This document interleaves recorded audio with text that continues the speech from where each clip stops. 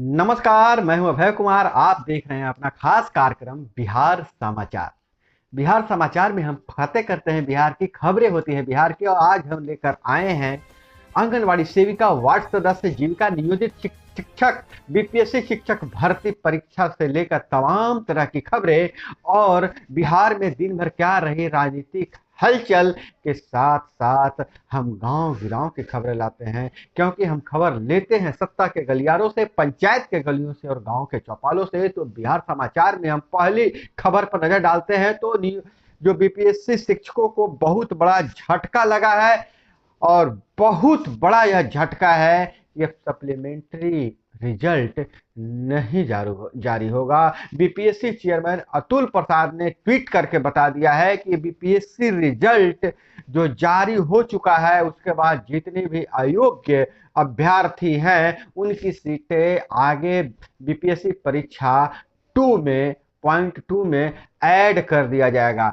Tweet करके अतुल प्रसाद ने यह जानकारी दिया है और कहा है कि जो बीपीएससी परीक्षा में जो सीटें अयोग्य रहने के कारण सीटें खाली होगी, वह अगले बीपीएससी परीक्षा में शामिल कर दिया जाएगा। हम आपको बता दें कि बीपीएससी परीक्षा का रिजल्ट जारी हुआ है, तभी से बवाल मचा हुआ है। गर्दनी बाग में बीपीएससी जो पास अभ्यर्थी हैं, क्वालिफाइड अभ्यर्थी हैं, लगातार मांग कर रहे थे कि जितनी सीटें खाली हैं उसके लिए सप्लीमेंट्री दूसरी सूची निकाली जाए, सप्लीमेंट्री रिजल्ट निकाली जाए। और उस पर अतुल प्रसाद ने बयान भी दिया था कि सरकार कहेगी तो मैं जारी कर दूंगा, मेरे पास पूरे तैयार है। लेकिन जो अभी ट्वीट किया है, इससे पूरी कहानी में ट्विस्ट आ गया है। अब अतुल प्रसाद ने ट्वीट करके जानकारी दिया है कि जो भी सीटें अगर खाली रह जाती हैं योग्य अभ्यर्थियों के कारण, जिनका डॉक्यूमेंट वेरिफिकेशन में छट गया है या किसी अन्य कारण से, तो उन्हें आगे जोड़ दिया जाएगा। इसका मतलब है कि सप्लीमेंट्री रिजल्ट जारी नहीं करेंगे। हालांकि अतुल प्रसाद जो भी ट्वीट करते हैं उसको समझने में बहुत वक्त लगता है, समय लगता है। कोई भी चीज खुलकर नहीं करते हैं, सस्पेंस में डालते हैं। और इसलिए ऐसा माना जा रहा है कि अतुल प्रसाद फिर कोई सस्पेंस वाली बात कर दिया है। और इधर दूसरी खबर ले रहे हैं आंगनवाड़ी सेविका सहायिका को लेकर।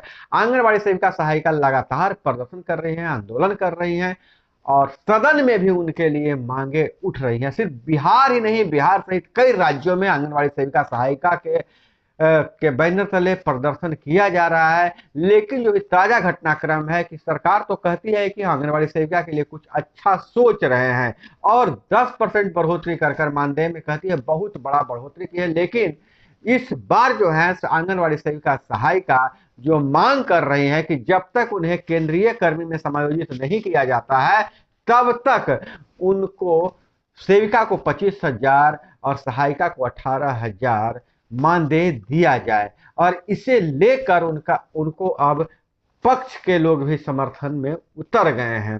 राजद के कुछ विधायकों ने सेविका सहायिका की मांगों का समर्थन किया है। माले साथ में है, भाजपा उनके साथ में है। माले भी सरकार का अंग है, साथ में है। वामपंथी पार्टियों में कुछ लोग साथ में हैं, भाजपा तो साथ में ही क्योंकि विपक्षी दल है।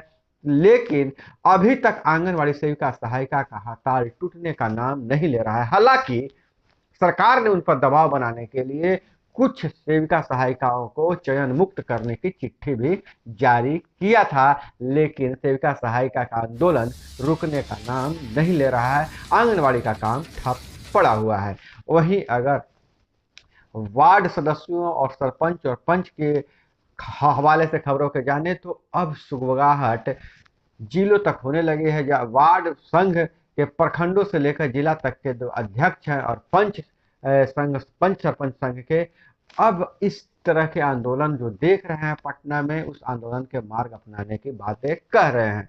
हालांकि सरकार गाहे बगाहे एक छोटी सी बयान देकर या फिर किसी तरह की कोई सूचना लीक करवाकर वार्ड सदस्यों को और पंचों के गुस्से को शांत कर लेती है। कि नल जल योजना में कभी यह सूचना लीक किया जाता है कि वार्ड सदस्यों को 60% हिस्सेदारी मिलेगी, कभी यह सूचना लीक करवा दिया जाता है कि पंच और सरपंच के लिए नया गाइडलाइन बनाया जा रहा है और उनके लिए कुछ बेहतर किया जाएगा। हालांकि वार्ड सदस्य भी अब समझ चुके हैं, चुनाव के इतने दिन हो जाने के बाद भी सरकार उन्हें सिर्फ ठगने का काम कर रही है। वार्ड सदस्यों से नल जल योजना भी छीन लिया गया है। यह जमीनी हकीकत यही है कि नल जल योजना अब जो है जो दे दिया गया है वो पेयजल विभाग को दे दिया गया है। तो जिसके कारण वार्ड सदस्यों के पास अब काम करने के लिए कुछ नहीं है। जनता के पास जब जाते हैं तो वार्ड सदस्यों को काफी परेशानी का सामना करना पड़ता है। और इधर अगर नजर डाले तो अब हर अब हर साल अगस्त में होगी शिक्षक बहाली की परीक्षा। दूसरा चरण शिक्षक भर्ती के लिए अब तक 1,50,000 रजिस्ट्रेशन हो गया है। अपियरिंग को शामिल करने का किया जा रहा था अनुरोध, लेकिन अभी तक उसे अपियरिंग को शामिल नहीं किया गया है। 70,000 वैकेंसी में वैकेंसी 1,20,000 की होगी। जो 70,000 की वैकेंसी दूसरे चरण में निकाली जा रही है उसे 1,20,000 करने का कोशिश किया जा रहा है। तो बहुत बड़ी खबर निकल कर आ रही है। बीपीएससी के अनुसार टीआरटी मतलब बिहार बीपीएससी टीचर परीक्षा में 2 में 50,000 वैकेंसी जुड़ेगी। पहले शिक्षक भर्ती परीक्षा में रिक्त रह गए लगभग 50,000 रिक्ति बढ़ाने के बाद रिक्तियां बढ़कर 1,20,000 हो जाएगी। तो यहां पर भी वह साफ हो गया है कि अब सप्लीमेंट्री रिजल्ट नहीं निकाला जाएगा। और बहुत बड़ी खबर यह आ रही है कि विधानसभा के बाद विधान परिषद में भी 75% आरक्षण का मुद्दा पास हो गया है, बिल पास हो गया है।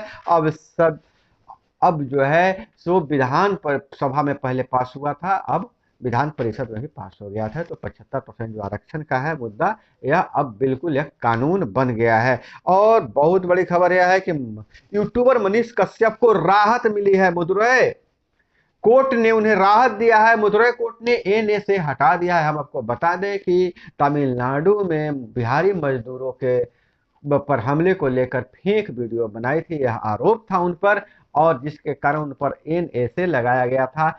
और जब से वे गिरफ्तार हुए हैं तब से उनकी रिहाई नहीं हो पाई है। अब एनए से हट जाने के बाद उनकी रिहाई संभव है। और बहुत बड़ा बयान आया है नीतीश कुमार को लेकर।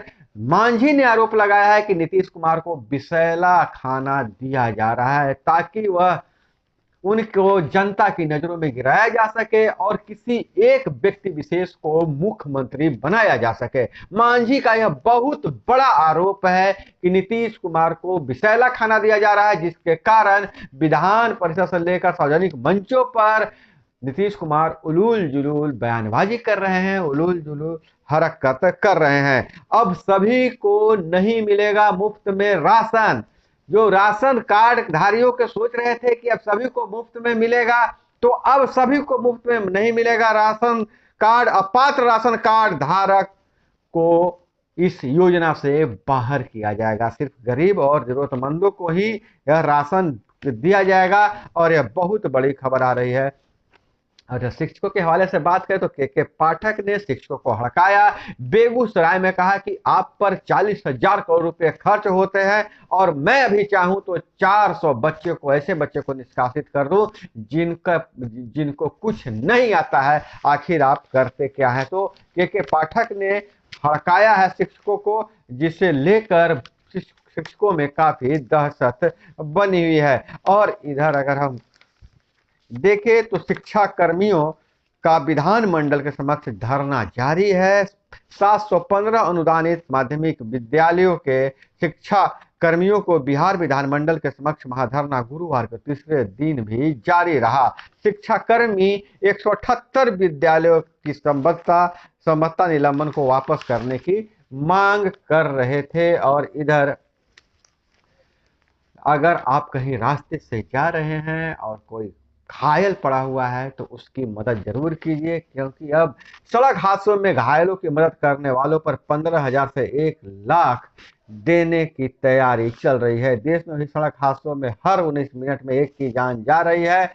और पंचायतों में 3 सदस्यीय पैनल बनेगा जो सबसे अधिक मदद करेगा। केंद्र बढ़ाएगा राशि। अभी 5,000 रुपए मिलते थे घायलों को अस्पताल पहुंचाने में। और पंचायतों को जो खबर आ रही है, पंचायत से जो खबर आ रही है, आप जरूर देखिएगा कि मंत्रालय में एक अधिकारी ने बताया है कि हर पंचायत में घायलों की मदद करने के लिए 3 लोगों का पैनल बना रहे हैं ताकि किसी भी घटना के वक्त यह पैनल मदद के लिए सबसे पहले आगे आए। इस पर काम शुरू हो चुका है। देश भर के सर्वश्रेष्ठ सैमरिटन की पहचान कर उन्हें 1 लाख रुपए का सम्मान दिया जाएगा। इसकी पहचान के लिए पंचायत परिवहन विभाग के बाद जिलाधिकारी की संतुष्टि लगेगी, फिर एक समिति नाम फाइनल करेगा। तो और आज धनतेरस का त्योहार है और देश में हिंदुस्तान में धनतेरस के दिन लक्ष्मी का आगमन मानते हैं। लोग जमकर खरीदारी कर रहे हैं और आप भी खरीदारी कर रहे होंगे। तो आप सभी को दीपावली की अग्रिम शुभकामनाएं। और आज के खबर में बस इतना ही। अपना बहुत बहुत ख्याल रखिएगा। माता लक्ष्मी आपको समृद्धि दें, आप स्वस्थ रखें। मिलते हैं अगले वीडियो में। जय हिंद, वंदे मातरम।